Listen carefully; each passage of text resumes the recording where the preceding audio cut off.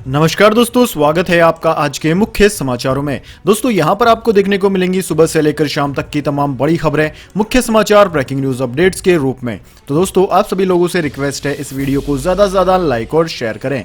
तो दोस्तों सीधे चलते हैं आज की पहली बड़ी खबर की ओर। लखीमपुर खीरी, सरकार और किसानों में हुआ समझौता, मृतकों के परिवार को 45 लाख, एक सदस्य को सरकारी नौकरी का वादा और 8 दिन में दोषी होंगे गिरफ्तार।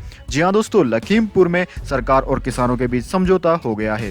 सरकार ने मृतकों के परिवार को 45 लाख रुपए का मुआवजा देने का ऐलान किया है। मरने वालों के परिवार के एक सदस्य को सरकारी नौकरी भी दी जाएगी।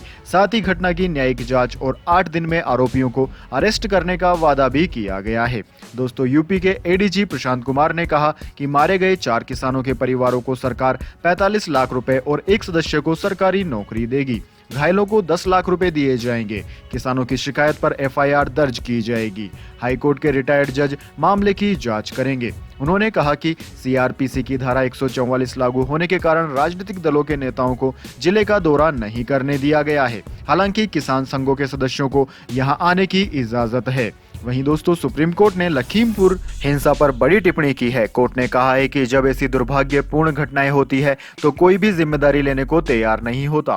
प्रदर्शनकारी दावा तो करते हैं कि उनका प्रदर्शन शांतिपूर्ण है, लेकिन जब वहां हिंसा होती है तो कोई जिम्मेदारी लेने के लिए तैयार नहीं होते हैं। वहीं केंद्र की तरफ से पेश अटॉर्नी जनरल के वेणुगोपाल ने कहा कि लखीमपुर खीरी जैसी घटनाओं को रोकने के लिए किसानों के विरोध प्रदर्शन पर तुरंत रोक लगाने की जरूरत है।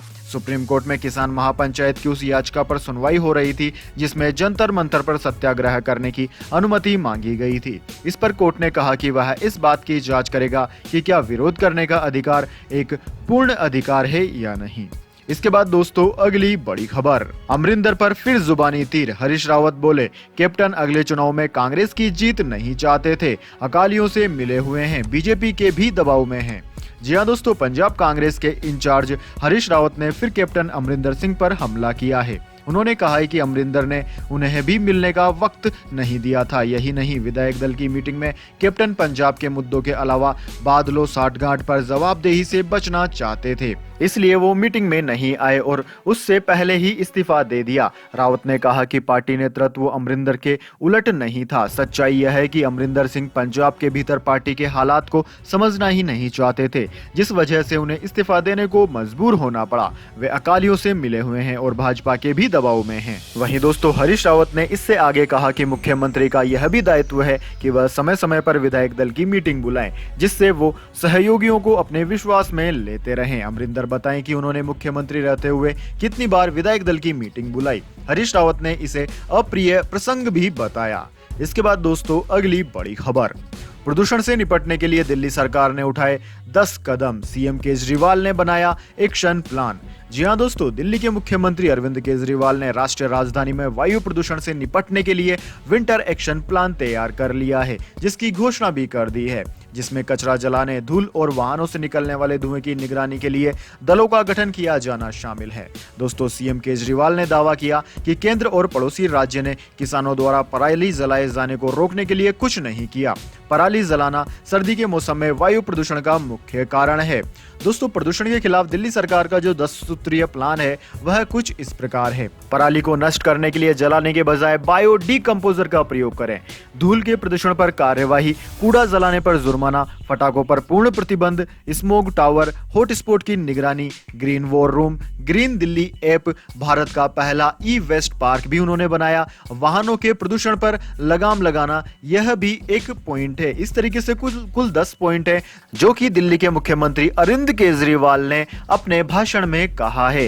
इन सभी चीजों पर पूर्ण रूप से ध्यान दिया जाएगा और प्रदूषण को कम करने का एक्शन प्लान आगे लागू किया जाएगा।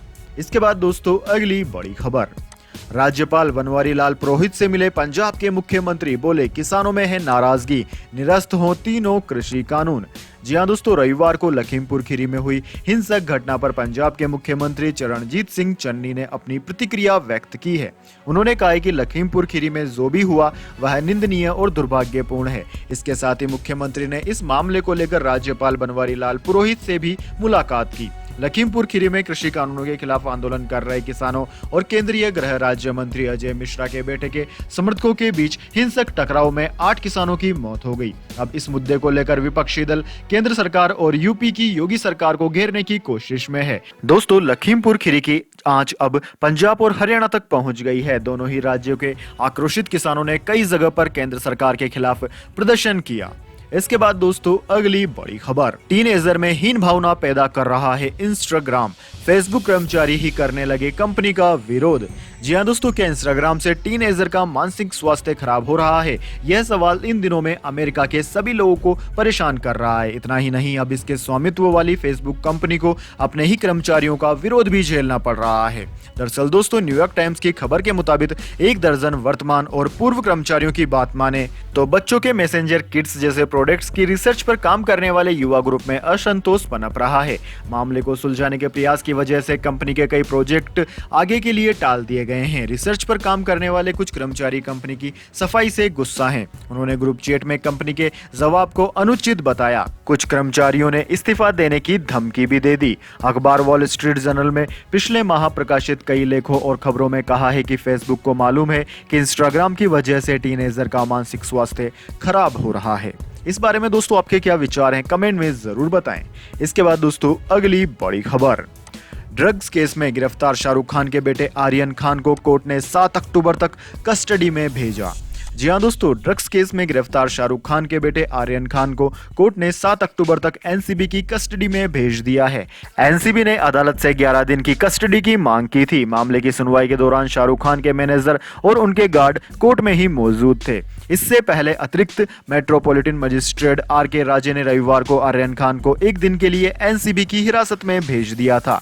इससे पहले नारकोटिक्स कंट्रोल ब्यूरो यानी कि एनसीबी ने रविवार को दावा किया था कि उसके पास मुंबई के तट से दूर क्रूज शिप से जब्त ड्रग्स के मामले में बॉलीवुड स्टार शाहरुख खान के बेटे आर्यन खान सहित गिरफ्तार तीनों आरोपियों और ड्रग्स तस्करों के बीच संबंध दिखाने के लिए सबूत हैं। आर्यन खान और 2 अन्य मुनमुन धमेचा और अरबाज मर्चेंट को रविवार की शाम को गिरफ्तार किया गया और अतिरिक्त metropolitan magistrate R K. Raje Bhosale की विशेष अवकाश अदालत में पेश किया गया था, जहां से उन्हें 1 दिन यानी कि 4 अक्टूबर तक एनसीबी की हिरासत में भेज दिया गया। अब उनकी हिरासत को 7 अक्टूबर तक के लिए बढ़ा दिया गया है। इसके बाद दोस्तों, अगली बड़ी खबर, स्वीडिश कार्टूनिस्ट की कार को ट्रक ने मारी टक्कर। पहले भी 2 बार हो चुके थे जानलेवा हमले। पैगंबर का कार्टून बनाकर विवादों में आए थे कार्टूनिस्ट। जी हां दोस्तों, पैगंबर मोहम्मद का कार्टून बनाकर विवादों में आए स्वीडिश कार्टूनिस्ट लार्स विल्क्स की सड़क हादसे में मौत हो गई है। रिपोर्ट्स के मुताबिक पुलिस की सुरक्षा में यात्रा कर रहे विक्लिप्स की कार सड़क के दूसरी तरफ पलट गई। उस रास्ते पर जा रहे एक ट्रक ने उनकी कार को टक्कर मार दी। फिर दोनों वाहनों में आग लग गई। हादसे में ट्रक का ड्राइवर भी झुलस गया। हालांकि पुलिस घटना को संदिग्ध मानकर चल रही है। यह हादसा रविवार को हुआ।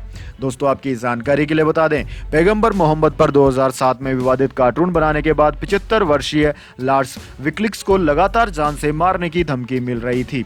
सितंबर 2007 में अलकायदा ने उनका सिर कलम करने वाले को $1 लाख देने का ऐलान किया था। 2013 में जिहाद जैन नाम की महिला को 10 साल की सजा सुनाई गई थी। वह विक्लिप्स को मारने की साजिश रच रही थी। दोस्तों, विल्क्स को लगातार मिल रही धमकी के बाद उनकी सुरक्षा के लिए 2 पुलिसकर्मी तैनात किए गए थे। हादसे में उनकी भी मौत हो गई। स्वीडन की स्पेशल पुलिस की टीम इस हादसे की जांच कर रही है। पुलिस इस एंगल पर भी जांच कर रही है कि कहीं इस हादसे को जानबूझकर तो अंजाम नहीं दिया गया। इसके बाद दोस्तों, अगली बड़ी खबर, न्यूजीलैंड की प्रधानमंत्री ने कबूल किया, अब कभी खत्म नहीं होगा कोरोना, ना ही इससे छुटकारा मिलेगा।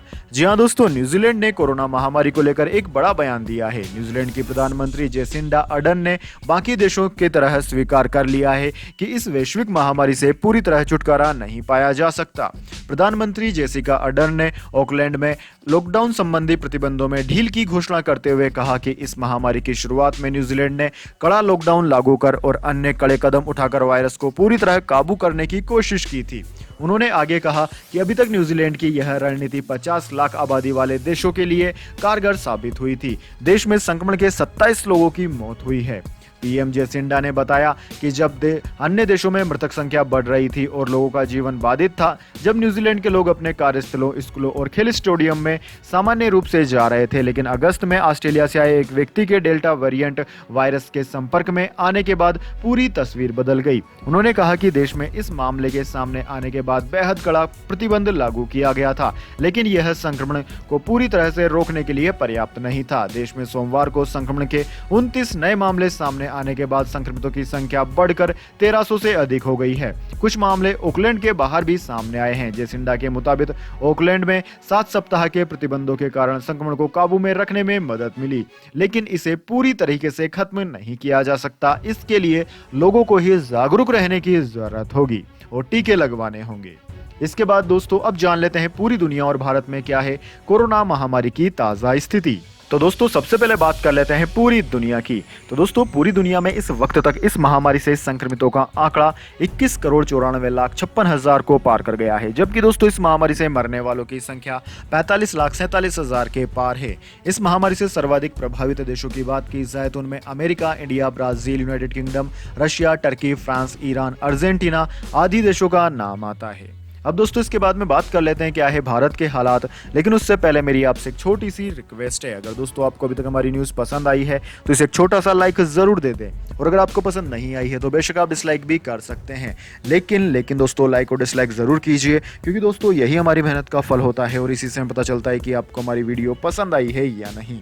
तो दोस्तों जल्दी से जान लेते हैं क्या है भारत के हालात। दोस्तों भारत में इस वक्त तक इस महामारी से संक्रमितों का आंकड़ा 3,38,34,000 को पार कर गया है, जबकि दोस्तों इस महामारी से मरने वालों की संख्या 4,48,000 के पार है। दोस्तों इस महामारी से सर्वाधिक प्रभावित राज्यों की बात की जाए तो उनमें महाराष्ट्र, केरला, कर्नाटक, तमिलनाडु, आंध्र प्रदेश, उत्तर प्रदेश, वेस्ट बंगाल, दिल्ली, ओडिशा, छत्तीसगढ़, राजस्थान, गुजरात, मध्य प्रदेश आदि राज्यों का नाम आता है। वहीं दोस्तों सबसे ज्यादा प्रभावित राज्य की बात की जाए तो बीते 24 घंटों के दौरान केरला सबसे ज्यादा प्रभावित रहा है। केरल में बीते 24 घंटों के दौरान 12,500 से ज्यादा नए मामले रिकॉर्ड किए गए हैं। इसके बाद दोस्तों अगली बड़ी खबर, फेसबुक, व्हाट्सएप और इंस्टाग्राम सर्विस पूरी दुनिया में रही डाउन, यूजर्स हुए परेशान। जी हाँ दोस्तों, social media sites Facebook, WhatsApp और इंस्टाग्राम सर्विस के वैश्विक स्तर पर डाउन होने की खबर है, जिसकी वजह से यूजर्स को काफी दिक्कतों का सामना करना पड़ रहा है। हालांकि कुछ यूजर्स ही इस परेशानी से दो चार हो रहे हैं। फेसबुक वेबसाइट्स पर एक संदेश में कहा गया है कि माफ करें, कुछ गलत हो गया है, हम इस पर काम कर रहे हैं और हम इसे जल्द से जल्द ठीक कर लेंगे। वहीं दोस्तों उपयोगकर्ताओं ने ट्विटर पर संदेश पोस्ट करते हुए कहा कि लोकप्रिय सोशल नेटवर्किंग फेसबुक और संचार प्लेटफॉर्म व्हाट्सएप भारतीय समय अनुसार रात 9 बजे के आसपास काम नहीं कर रहे थे। वेब सेवाओं को ट्रैक करने वाली वेबसाइट downdetector.com ने भी कहा कि यूजर्स काफी संख्या में शिकायत कर रहे हैं। पोर्टल के मुताबिक फेसबुक और इंस्टाग्राम से जुड़ी 20,000 से अधिक शिकायतें रिपोर्ट हुई है। इसी बीच सोशल मीडिया की दिग्गज इंस्टेंट मैसेजिंग प्लेटफॉर्म व्हाट्सएप भी 14,000 से अधिक उपयोगकर्ताओं के लिए बंद था, जबकि मैसेंजर लगभग 3,000 उपयोगकर्ताओं के लिए डाउन था। फेसबुक के स्वामित्व वाली तीनों कंपनियां इंस्टेंट मैसेजिंग, फोटो शेयरिंग और सोशल नेटवर्किंग की अपनी श्रेणियों में भारत में मार्केट लीडर है। इसके बाद दोस्तों अगली बड़ी खबर, कोर्ट से बीमा कंपनी को लगी फटकार, कहा स्मोकिंग से कैंसर होने के सबूत नहीं, दो मुआवजा की राशि। जी हां दोस्तों, गुजरात के अहमदाबाद में कोर्ट ने एक बीमा कंपनी को फटकार लगाई है। कोर्ट ने बीमा कंपनी को फेफड़ों के कैंसर के इलाज में खर्च हुए पैसों को शख्स को चुकाने का आदेश दिया है। दोस्तों आपकी जानकारी के लिए बता दें, इससे पहले बीमा कंपनी ने यह कहते हुए मुआवजा देने से इनकार कर दिया था कि शख्स को स्मोक करने की आदत थी और इसी वजह से उसके फेफड़ों का कैंसर हुआ है। कोर्ट ने सुनवाई के दौरान कहा कि इस बात का कोई सबूत नहीं मिला कि शख्स को स्मोक करने की आदत थी और इसी कारण उसे फेफड़ों का कैंसर हो गया। हालांकि इलाज के दस्तावेजों पर एडिक्शन स्मोकिंग लिखा है, लेकिन इससे साबित नहीं होता है कि शख्स स्मोक करने का आदी था। बीमा कंपनी मुआवजा नहीं देने के लिए इस बात को आधार नहीं बना सकती। वहीं दोस्तों अहमदाबाद कोर्ट ने बीमा कंपनी से यह भी पूछा कि क्या लोग स्मोक नहीं करते हैं उन्हें फेफड़ों का कैंसर नहीं होता। बीमा कंपनी ऐसा बहाना नहीं बना सकती, बीमा कंपनी को मुआवजा देना ही होगा। इसके बाद दोस्तों अगली बड़ी खबर, नोबेल प्राइज 2021, किसी के छूने से हमारे शरीर में क्या होता है बताने वाले दो वैज्ञानिकों को मिला नोबेल प्राइज। जी हां दोस्तों, दुनिया के सबसे प्रतिष्ठित अवार्ड्स में से एक नोबेल पुरस्कार का सोमवार को ऐलान हो गया। इस बार अमेरिकी साइंटिस्ट डेविड जूलियन और अर्देम पटापाउटीन को टेम्परेचर और स्पर्श के लिए रिसेप्टर्स की खोज करने पर फिजियोलॉजी या मेडिसिन में ये पुरस्कार संयुक्त रूप से दिया गया है। दोस्तों, पिछले साल मेडिसिन में ये पुरस्कार 3 साइंटिस्टों को दिया गया था। उन्होंने लीवर को खराब होने वाले हेपेटाइटिस सी वायरस की खोज की थी। एक ऐसी सफलता थी जिसकी वजह से इन जानलेवा बीमारी का इलाज करना अब आसान हुआ और ब्लड बैंकों के माध्यम से इस बीमारी को फैलने से भी रोकने के लिए टेस्ट किए जाने लगे, जो कि मानव जाति के लिए एक बहुत ही अच्छी खोज साबित हुई। इसके बाद दोस्तों, अगली बड़ी खबर, अब पक्षियों पर भी वायरस का खतरा, गोल गोल घूमकर तोड़ रहे हैं दम। जी हां दोस्तों, कोरोना महामारी के बीच इंसानों के बाद अब पक्षियों पर वायरस ने अटैक कर दिया है। रूस में पक्षियों की रहस्यमयी मौत से लोग हैरान हैं। मरे हुए पक्षियों की तस्वीरें सोशल मीडिया पर तेजी से वायरल हो रही है। रूस के क्रीमिया में अजोव सागर के किनारे हजारों पक्षी मरे हुए मिले हैं। समुद्र तट पर 7000 काले गर्दन वाले ग्रिप्स, समुद्री कबूतर और गुलमर्द पाए गए हैं। क्रीमियम फेडरल यूनिवर्सिटी के प्रोफेसर रिग्रोली क्रोपोव ने कहा है कि बड़ी संख्या में पक्षियों की मौत दर्ज की गई है। आंकड़ा हजारों में है। उन्होंने आशंका जताई है कि पक्षियों पर किसी वायरस ने अटैक किया है। इस वायरस संक्रमण की वजह से पक्षियों के तंत्रिका तंत्र को नुकसान पहुंच रहा है। हालांकि वैज्ञानिक अभी किसी निष्कर्ष पर नहीं पहुंचे हैं। अनुमान यह भी है कि यह सीजनल वायरस अटैक हो सकता है। पशु चिकित्सक मामले का गहनता से फिलहाल अध्ययन कर रहे हैं। वैज्ञानिकों का कहना है कि यह वायरस पक्षियों पर 2 तरह से हमला करता दिख रहा है। शुरुआती जांच के आधार पर कहा जा सकता है कि पक्षियों की मौत की वजह जहर और साइकोलॉजिकल सिचुएशन दोनों से हो सकती है। पक्षियों की मौत के वीडियो भी वायरल हो रहे हैं। इन वीडियो में देखा जा सकता है कि पक्षी को गोल गोल कर घूमते हुए जमीन पर गिर रहे हैं। ऐसा वीडियो में साफ साफ देखा जा सकता है, यानी कि जिन पक्षियों का तंत्रिका तंत्र खराब हो रहा है वे गोल गोल घूमकर मर रहे हैं। जांच में पता चला है कि पक्षी पहले बीमार हो रहे हैं, इसके बाद उनकी मौत हो रही है। इसके बाद दोस्तों, अगली बड़ी खबर, मस्जिद पर हमले के बाद तालिबान की जवाबी कार्यवाही, काबुल में आईएसके का ठिकाना किया तबाह। जी हां दोस्तों, काबुल में ईदगाह मस्जिद में एक आत्मघाती बम विस्फोट के कुछ ही घंटों बाद तालिबान ने आतंकवादी संगठन इस्लामिक स्टेट खुरासान से जुड़े एक ठिकाने को तबाह कर दिया। एक मीडिया रिपोर्ट्स ने सोमवार को सूत्रों का हवाला देते हुए यह जानकारी दी है। खामा प्रेस की रिपोर्ट में कहा गया है कि सूत्रों के अनुसार यह ठिकाना राजधानी के उत्तरी उपनगर पुलिस जिला 17 में स्थित था। आतंक ठिकाने को ध्वस्त करने के साथ ही तालिबान के इस ऑपरेशन में 3 लोगों की मौत भी हुई है। मीडिया रिपोर्ट्स के मुताबिक रविवार को एक आत्मघाती हमलावर ने मस्जिद में अपने विस्फोटकों को उड़ा दिया था, जहां तालिबान के अधिकारी और नागरिक प्रवक्ता ज़बीउल्लाह मुजाहिद की मां के शोक समारोह में शामिल होने पहुंचे थे। इस दौरान मारे गए लोगों के आंकड़े पर अलग अलग दावे किए जा रहे हैं। 5 से लेकर 10 लोगों की मौत का दावा किया जा रहा है। काबुल में 15 अगस्त को तालिबान के कब्जे के बाद पहली बार हुई इस वारदात की किसी भी समूह या व्यक्ति ने जिम्मेदारी ली है। इसके बाद दोस्तों, अगली बड़ी खबर, लॉकर यूज करने वाले ध्यान दें, आरबीआई ने बदल दिया है नियम, आपको हो सकती है दिक्कत। जी हां दोस्तों, अगर आप भी अपने कीमती जेवर बैंक लॉकर में रखते हैं या फिर कोई भी जरूरी सामान है जिसको कि आप लॉकर में रखते हैं और यह सुरक्षित रखने के लिए बेहद जरूरी चीज भी है, इसमें आपका सामान हमेशा सुरक्षित रहता है। घर में कीमती चीजों की चोरी या खोने की संभावना अधिक रहती है, लेकिन बैंक में ऐसा नहीं होता है। लेकिन दोस्तों, अब बैंक ने इसके नियमों में कुछ बदलाव कर दिए हैं, इसलिए आपको वह जानना जरूरी है। दरअसल दोस्तों, रिजर्व बैंक ऑफ इंडिया यानी कि आरबीआई का सेफ डिपॉजिट लॉकर के संबंध में संशोधित दिशा निर्देश जारी किया गया है। इस नए दिशा निर्देश में बैंकों को लॉकर खोलने की अनुमति दी गई है। अगर लॉकर लंबे समय तक नहीं खोला गया है, भले ही किराए का नियमित रूप से भुगतान किया जा रहा हो, लेकिन फिर भी कुछ समय अंतराल के बाद आपको लॉकर खोलना जरूरी हो गया है। बैंकिंग और प्रौद्योगिकी क्षेत्र में विभिन्न विकास, उपभोक्ता शिकायतों की प्रवृत्ति और बैंकों और भारतीय बैंक संघ से प्राप्त प्रतिक्रिया को ध्यान में रखते हुए आरबीआई ने हाल ही में सुरक्षित जमा लॉकरों के संबंध में अपने दिशा निर्देशों में संशोधन किया और निष्क्रिय बैंक लॉकरों के संबंध में बैंकों को नए निर्देश भी दिए हैं। नए निर्देश के अनुसार आरबीआई के संशोधित दिशा निर्देशों में कहा गया है कि बैंक लॉकर को तोड़ने और लॉकर की सामग्री को अपने नॉमिनी, कानूनी उत्तराधिकारी को हस्तांतरित करने या फिर पारदर्शी तरीके से वस्तुओं का निपटान करने के लिए स्वतंत्र होगा। अगर यह 7 साल की अवधि के लिए निष्क्रिय रहता है और नियमित रूप से किराए का भुगतान करने पर भी लॉकर किराएदार का पता नहीं लगाया जा सकता है। लेकिन साथ ही जनहित की रक्षा करते हुए केंद्रीय बैंक ने विस्तृत निर्देश जारी किया है कि किसी भी लॉकर को तोड़ने से पहले पालन किया जाना चाहिए। यानी कि जो नियम है उनका पालन तो बैंक जरूर करेगा, लेकिन अगर आपने 7 साल तक किसी लॉकर को छुआ भी नहीं है, यानी कि एक बार भी नहीं खोला है, तो बैंक स्वतंत्र है उसमें रखी हुई चीजों को देखने के लिए और उस लॉकर को खोलने के लिए और उसमें जो भी सामग्री रखी हुई है उसे नॉमिनी तक पहुंचाने के लिए। ऐसा इसलिए हुआ है कि कई बार लॉकर किसी व्यक्ति के नाम होता है और उसकी मौत हो जाती है, उसके बाद में उसके घर वालों को या फिर उसके रिश्तेदारों को पता नहीं होता है कि उसके नाम पे कोई लॉकर है। यानी कि अब अगर किसी की मौत हो जाती है तो लंबे समय तक वह उस लॉकर को नहीं खोलेगा, तो बैंक उस लॉकर को खोलकर उसके खाते से जो भी नॉमिनी अटैच्ड होगा उस तक वह सामान जरूर पहुंच जाएगा। तो दोस्तों यह थी आज की तमाम बड़ी खबरें। इसके बाद दोस्तों बारी आती है आज के माइंड क्यूज क्वेश्चन की।